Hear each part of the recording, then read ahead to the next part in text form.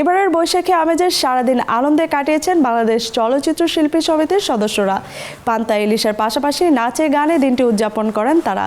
এদিন ছিল অনেক সিনিয়র শিল্পীর উপস্থিতিও। শুধু শিল্পী সমিতি নয়, বৈশাখের ছুটিতে সারা দেশের সিনেমা হলগুলোতে দর্শকদের উপস্থিতি ছিল চোখে পড়ার মতো। ঈদে মুক্তিপ্রাপ্ত সিনেমাগুলো দেখতে পরিবার নিয়ে ছুটে আসেন চলচ্চিত্র প্রেমীরা।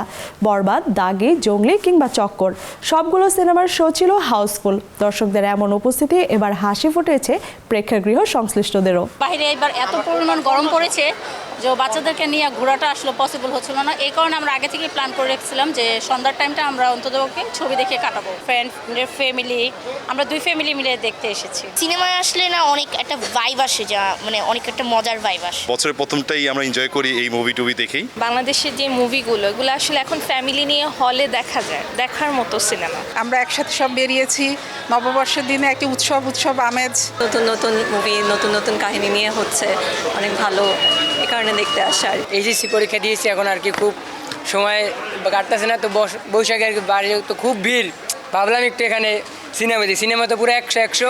আমাদের মতো ইয়াং জেনারেশন যে শাকিব খান সিনেমা হলে নিয়ে আসছে, এটা তার সবচেয়ে বড় অ্যাচিভমেন্ট, আমি এটা মনে করি। আমরা আশা করি সাকিব ভাইয়ের কাছ থেকে এরকম প্রতি বছরে আমাদেরকে এত সুন্দর ছবি আমাদেরকে উপহার দিবে।